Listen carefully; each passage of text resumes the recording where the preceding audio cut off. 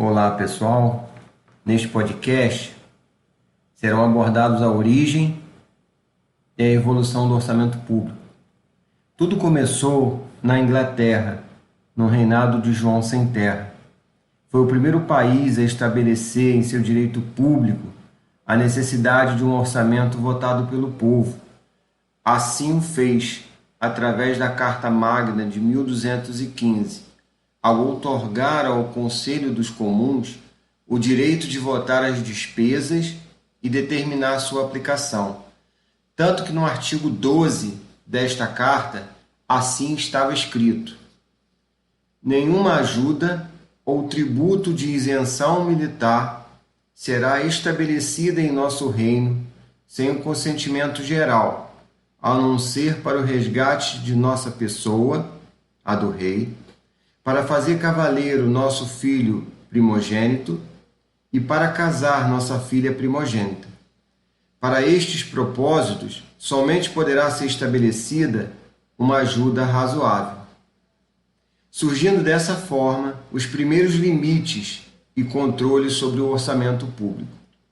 Já nos Estados Unidos, o povo americano veio almejar sua independência quando o governo britânico aumentou os impostos sobre as colônias como forma de pagar os custos da guerra e instituiu imperativamente novos tributos, como a criação do monopólio do comércio do chá para uma companhia inglesa, assim conhecida Lei do Chá, criação de um imposto sobre circulação de mercadorias da colônia, ficando conhecido como a Lei do Selo, e criação do monopólio do açúcar para as Antilhas inglesas, Lei do Açúcar, culminando desta forma na insurreição das 13 colônias em oposição ao poderio inglês, destacando a Geórgia, as Carolinas do Norte e do Sul,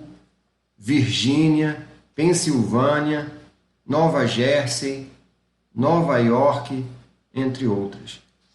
Movimento que elevou o desejo pela independência americana, onde as principais causas foram o desejo por maior liberdade econômica e política das 13 colônias, a recusa da metrópole em negociar, seguindo uma política de controle rígido.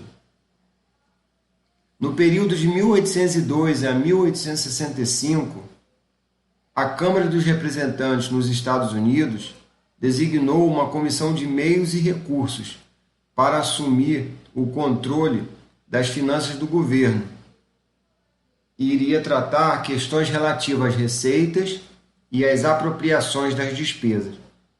No período de 1865 a 1910, a Comissão de Meios e Recursos perdeu sua função centralizadora e passou a dividir com outras comissões a autoridade sobre o crédito das despesas.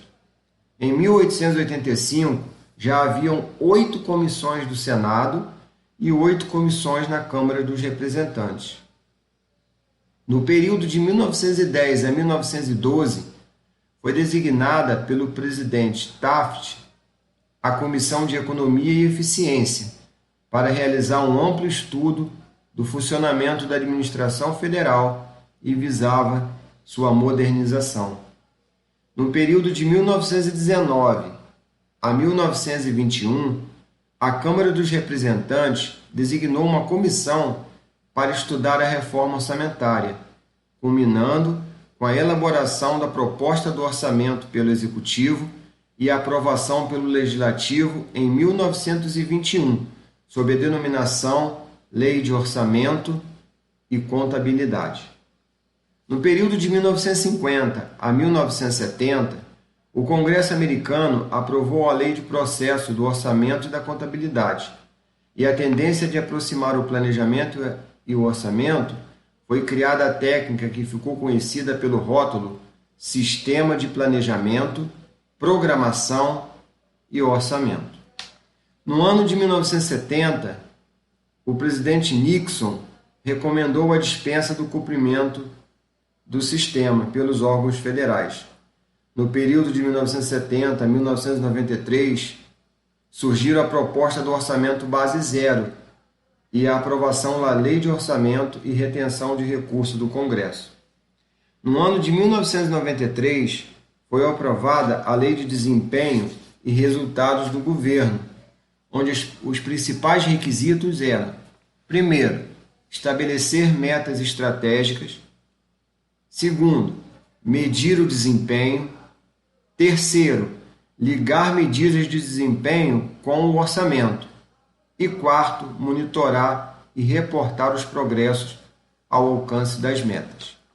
Inicialmente, foram elaborados orçamentos pilotos nos exercícios de 1998 e 1999, com 5 agências governamentais americanas que tinham as responsabilidades de: primeiro, executar planos estratégicos; preparar planos anuais de desempenho com metas e reportar anualmente sobre o desempenho. Já na França, em pleno absolutismo, os monarcas decidiam autoritariamente onde iriam aplicar as receitas, utilizando-as também em benefício próprio. Contra isso, e em prol de demais outras prerrogativas almejadas, foi criada a Declaração dos Direitos em 26 de agosto de 1789. Cabe destacar algumas contribuições trazidas pelo sistema orçamentário francês na concepção doutrinária atual do orçamento público brasileiro, como, por exemplo, a votação do orçamento antes do início do exercício. Outra contribuição ficou por conta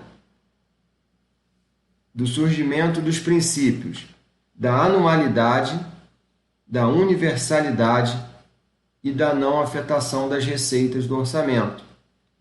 Na segunda parte deste assunto, que será tratado no próximo podcast, conversaremos sobre a evolução orçamentária no Brasil. Até mais, pessoal!